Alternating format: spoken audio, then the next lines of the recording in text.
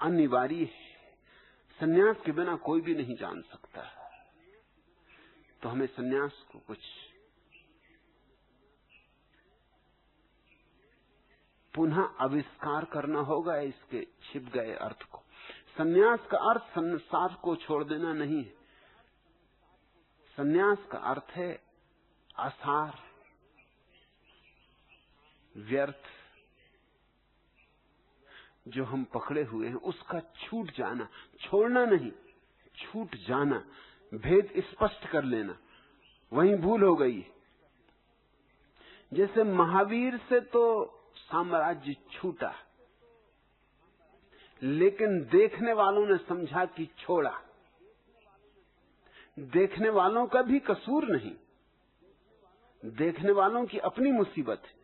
देखने वालों की ये तकलीफ है कि वो तो पकड़े हुए हैं धन को। वो कैसे माने कि धन अपने से छूट जाता है। उनका अपने जीवन का, एक जीवन का नहीं, अनंत जीवन का अनुभव ये है कि वो तो और पकड़ना चाहते हैं। तो जब वो देखते हैं कि कोई व्यक्ति छोड़ के चला गया, तो स्वभाव था वो सोचते हैं धन्य, कैसा त्याग किया, कैसा महात्यागी, छोड़ दिया। हमसे तो छूटती नहीं एक कौड़ी, और उसने हीरे जवाहरात छोड़ दिए। हमसे नहीं छूटता कुछ भी, और इसने सब छोड़ दिया, साम्राज्य छोड़ दिया। लेकिन ये दर्शकों की दृष्टि है, ये महावीर की अंतरंग दृष्टि नहीं है। महावीर से पूछो, महावीर ने छोड़ा नहीं, छूटा है। और भेद तो बहुत बड़ा है। छोड़ने का मतलब ये होता, अभी लगाव कायम था, अभी आसक्ति बनी थी, जबरदस्ती करनी पड़ी। जैसे कोई कच्चे फल को तोड़ता है, कच्चे फल को तोड़ना पड़ता है, पका फल अपने से गिर जाता है। और जब पक के कोई फल गिरता है तो न तो वृक्ष को कोई घाव लगता है, न कोई पीड़ा होती, सिर्फ वृक्ष निर्भर होता है। और जब पका फल गिरता है तो पके फल को भी कोई पीड़ा नहीं होती, क्योंकि पक गया। अब पीड़ा का कोई सवाल नहीं था। अब ये गिरना बिल्कुल नैसर्गिक है, स्वाभाविक है, आवश्यक है, प्रकृति के अनुकूल है। एस धम्मो सनातनो, यही धर्म है। लेकिन जब कोई कच्चे फल को तोड़ता है तो तोड़ना पड़ता है। फल को भी चोट लगती, क्योंकि फल अभी कच्चा है, अभी पका ही नहीं। तुमने उसे उसके पूरे जीवन को विकसित होने का अवसर न दिया। जैसे किसी ने कली को तोड़ लिया, फूल भी न होने दिया, तो निश्चित ही तुमने हिंसा की। और कच्चे फल को जब तुम तोड़ते हो, वृक्ष को भी पीड़ा होती।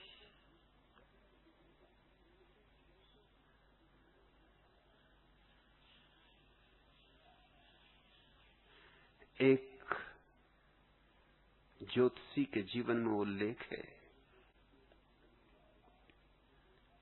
अकबर ने उसे बुलाया था, बड़ी उसकी ख्याति सुनी थी, बहुत दिन से ख्याति सुन रहा था, लेकिन बुलाने में डरता भी था।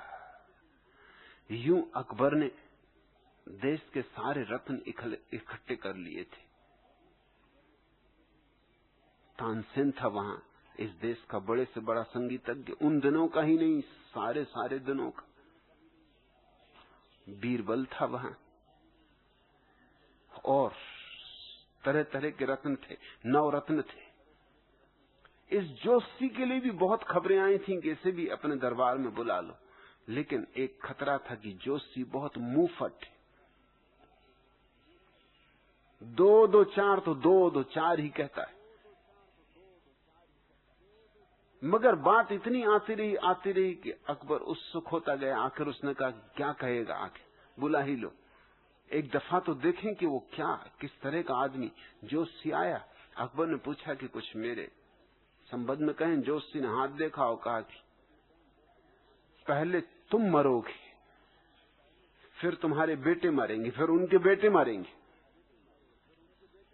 अकबर ने कहा ये भी कोई बात हुई? तो लोग ठीक ही कहते थे, कुछ और तुम्हें नहीं सोचता? मैं मरूंगा, मेरे बेटे मरेंगे, उनके बेटे मरेंगे, यही कहने तुम इतने दूर आए। और मेरे दरबार में और भी जोशी हैं, किसी ने कभी ये नहीं कहा। उसने कहा वो जोशी भी यही कह रहे होंगे, सिर्फ लीप पोत के कहते होंगे, लेकिन मैं सच कह रहा हूं। और न केवल मैं ये कह रहा हूं, ये भविष्यवाणी, ये मेरा आशीर्वाद भी, कि पहले तुम मरो, फिर बेटे मरे, फिर उनके बेटे मरे। क्योंकि यही प्रकृति का नियम। बेटे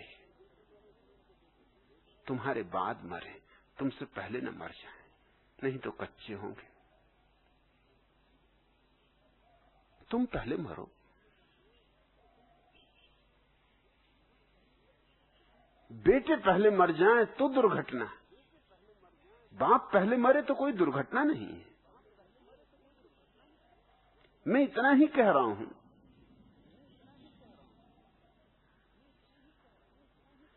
बाप का मरना पहले बेटों से बिल्कुल ही स्वाभाविक है। तब तक बेटे बाप हो जाएंगे, फिर वो मरेंगे, फिर उनके बेटे मरेंगे, ऐसा मरते ही रहेंगे। मैं तो सीधी सीधी बात कह रहा हूं। अकबर को चोट तो लगी, क्योंकि कोई जोशी को हाथ नहीं दिखाता कि सिर्फ वो मृत्यु की ही बात करे। मगर जोशी ने कहा यही एकमात्र सुनिश्चित चीज, बाकी तो सब चीजें अनिश्चित है, हो भी सकती हैं, ना भी हो, मगर ये पक्का ही होगा। और मैं पक्के की ही बात करने का आदी हूं, कच्चे की मैं बात नहीं करता। जो होना ही है वही मैं कहता हूं।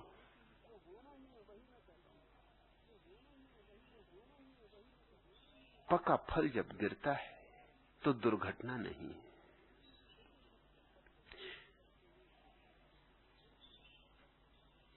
लेकिन कच्चे फल जो वृक्ष से लटके हुए हैं, पक्के फल को गिरते देख के सोचते होंगे, आहा कैसा अद्भुत फल है, हम तो छोड़ना नहीं चाहते, पकड़ना चाहते हैं, और रस पी लें, और रस पी लें, और 2 दिन जी लें।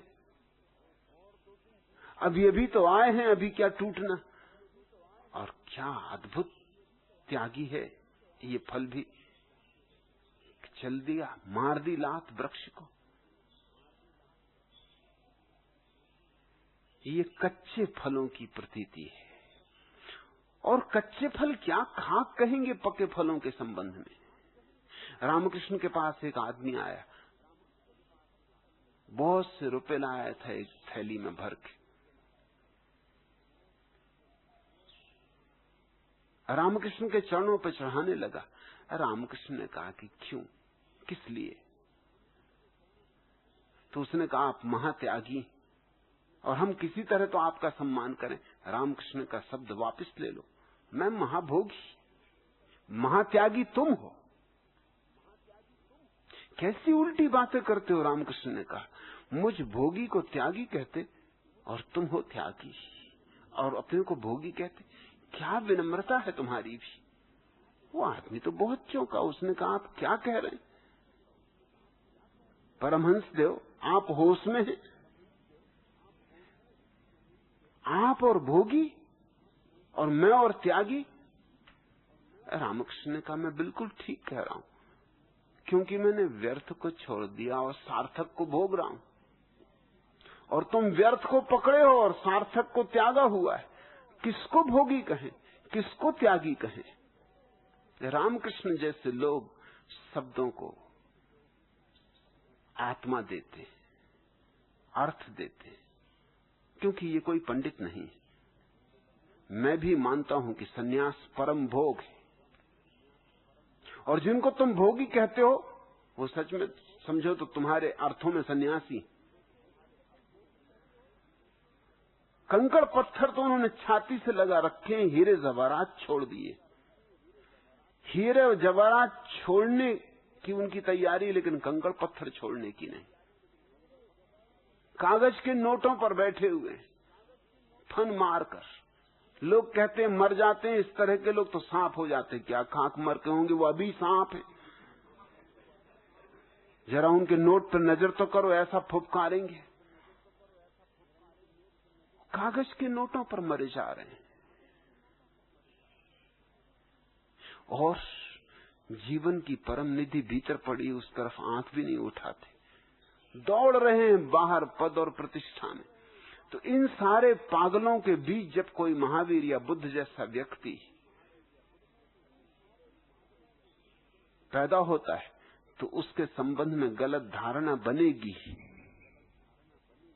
महावीर और बुद्ध को ये कहेंगे कैसा महान त्याग किया, लेकिन महावीर और बुद्ध से पूछो, महावीर बुद्ध रामकृष्ण से राजी होंगे, मुझसे राजी होंगे। सन्यास का अर्थ है जो व्यर्थ है, जो असार है, उसका छूट जाना। संसार का छूट जाना नहीं, क्योंकि संसार ना तो व्यर्थ है ना असार है। संसार तो दोनों है। सन्यासी इस ढंग से रहता है, इस कला से रहता है कि सार को भोगता है, असार को छोड़ देता है। और भोगी इस मूढ़ता से रहता है कि असार को तो पकड़ लेता है, सार से चूक जाता है। सन्यास संसार के छोड़ने का नाम नहीं, सार और असार के विवेक का नाम है। सार सार की तरह दिखाई पड़े, असार असार की तरह। ये फिर एक पहलू हुआ। सन्यास योगाद यथा शुद्ध सत्वा, और इसका दूसरा पहलू है योग। सन्यास का अर्थ हुआ असार का छूट जाना, योग का अर्थ हुआ सार से जुड़ जाना। योग का अर्थ होता है जुड़ना। असार से छूटना और सार से जुड़ना, ये दो पहलू हुए। सन्यास नकारात्मक है, कचरे को छोड़ दिया, खाली कर लिया अपने को कचरे से, विचारों से, वासनाओं से, इच्छाओं से। और जैसे ही तुम खाली हुए कि परमात्मा से जुड़े, जैसे ही तुम खाली हुए कि तुम मिटे और परमात्मा ही बचा, उस परम मिलन का नाम योग है। योग का मतलब शीर्षासन नहीं, योग का मतलब पद्मासन नहीं, योग का मतलब कोई शारीरिक सर्कस नहीं कि शरीर को तोड़ रहे हो, मरोड़ रहे हो, उल्टा सीधा कर रहे हो। योग का अर्थ है जोड़, मिलन, परम मिलन। योग परम घटना है जीवन की, जहां बूंद सागर से मिल जाती और मिल के सागर हो जाती। सन्यास पहलू का एक हिस्सा और योग पहलू का दूसरा हिस्सा। सन्यास नकारात्मक, योग विधायक। जैसे वेदांत नकारात्मक शब्द को छोड़ो, शास्त्र को छोड़ो, सिद्धांत को छोड़ो, और विज्ञान विधायक, ताकि तुम उस विशेष अनुभूति, उस विशेष ज्ञान को उपलब्ध हो जाओ जो जीवन को धन्य कर देती।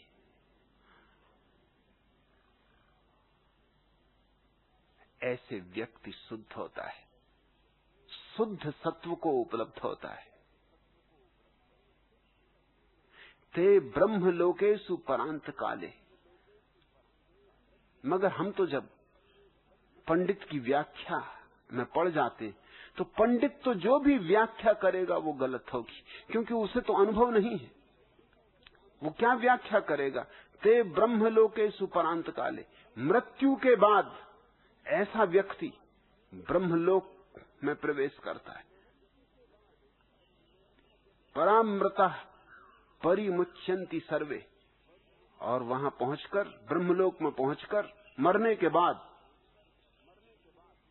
वो सर्व रूपेण मुक्त हो जाता है। यह व्याख्या एकदम ही भ्रांत है। अगर तुम्हें मेरे पहले दो वचनों की व्याख्या समझ में आई हो तो फिर अर्थ बदलना होगा। ते ब्रह्मलोकेषु परांत काले। ब्रह्मलोक कोई भौगोलिक स्थान नहीं है कहीं, ब्रह्मलोक है तुम्हारे भीतर। उस अनुभूति का नाम जब बूंद सागर में मिलकर सागर हो जाती। वेदांत से विज्ञान, संन्यास से योग, और इन सबको एक शब्द में कहा जा सकता है ब्रह्म साक्षात्कार, ब्रह्मानुभूति, ब्रह्मलोक में प्रवेश। इसको तुम भूगोल मत समझना कि कहीं ऊपर 7 आकाशों के पार कोई ब्रह्मलोक है। तुम्हारे भीतर ब्रह्मलोक है। तुम्हारा अंतरतम अभी भी ब्रह्मलोक में ही स्थापित है।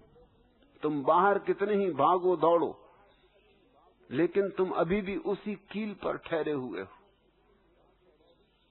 तुमने गाड़ी को चलते देखा, चाक चलता है, कील ठहरी रहती। कील है ब्रह्मलोक और चाक है तुम्हारा मन। चाक तो चलता चला जाता है, लेकिन कील सदा ठहरी रहती। ऐसे ही तुम्हारे भीतर एक कील है जो सदा ठहरी हुई, जो कभी नहीं चलती, जो शाश्वत है, नित्य है, और मन का चाक घूमता रहता है, घूमता रहता है। जिस दिन मन का चाक भी रुक जाता है, उस क्षण तत्क्षण तुम उस कील को देखने में समर्थ हो जाते हो, जो कभी हिली नहीं, डुली नहीं, कभी बदली नहीं, बदल सकती नहीं। और मृत्यु के बाद ये घटना नहीं घटती, जीवन में ही घटती। लेकिन जीवन में भी मरने की एक कला है। जहां अहंकार मिट गया वहां मृत्यु घट गई। अहंकार की मृत्यु पर घटती है ये बात। शरीर की मृत्यु से इसका कोई संबंध नहीं है, क्योंकि शरीर मर भी जाए और अहंकार बना रहे तो तुम फिर दूसरा शरीर ग्रहण करोगे, और अहंकार मिट जाए शरीर बना रहे, शरीर से क्या लेना देना है। जब अहंकार मिट गया तो तुम शरीर से मुक्त हो गए, शरीर में रहते हुए भी मुक्त हो गए। इसलिए हमने जनक को विदेह कहा है, देह में रहते हुए, संसार में रहते हुए विमुक्त कहा है।